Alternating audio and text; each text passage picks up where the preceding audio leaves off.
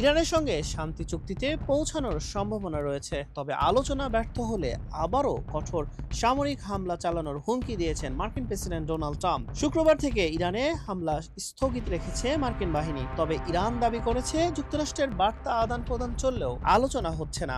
রয়টার্সের এক প্রতিবেদনে এই তথ্য জানায়। সিএনএনের এক প্রতিবেদনে বলা হয়, গত শুক্রবার হোয়াইট হাউসের এক বৈঠকে মার্কিন জয়েন্ট চিফস অব স্টাফের চেয়ারম্যান জেনারেল ড্যান কেইন এবং মার্কিন ভাইস প্রেসিডেন্ট জেডি ভেন্স মার্কিন গোলাবারুদের মজুত নিয়ে চরম উদ্বেগ প্রকাশ করেন। বার্তা সংস্থা রয়টার্সের খবরে বলা হয়েছে, টানা 13 দিন বোমা হামলার পর মার্কিন সামরিক কর্মকর্তারা ট্রাম্পকে জানিয়েছেন অভিযানের কার্যকারিতা প্রায় শেষ পর্যায়ে পৌঁছেছে। অস্ত্র এবং সামরিক সরঞ্জামের ঘাটতির কারণে কি হামলা বন্ধ রাখা হয়েছে?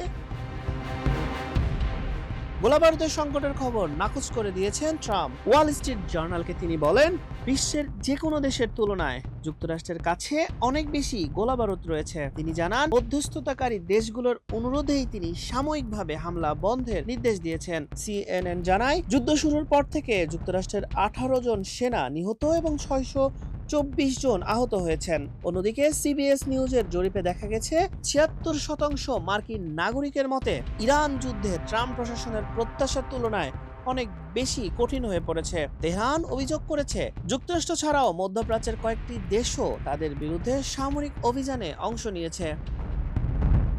গত 28 ফেব্রুয়ারি যুক্তরাষ্ট্র এবং ইসরায়েলের যৌথ হামলার মাধ্যমে এই যুদ্ধের সূচনা হয়। জুনে একটি সমঝোতা হলেও হরমুজ প্রণালীতে তেল ট্যাঙ্কারে হামলাকে কেন্দ্র করে গত 13 জুলাই থেকে পুনরায় বিমান হামলা শুরু করে যুক্তরাষ্ট্র।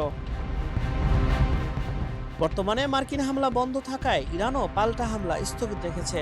তবে তেহরান জানিয়েছে, গুরুত্বপূর্ণ হরমুজ প্রণালীর নিয়ন্ত্রণ এখনও তাদের হাতেই রয়েছে। ওমানের সাথে মিলে তারা নৌযান চলাচলের নতুন ব্যবস্থা তৈরি করছে, যেখানে যুক্তরাষ্ট্রের কোনো ভূমিকা নেই। হাসান শাহরিয়ার, মানব কণ্ঠ।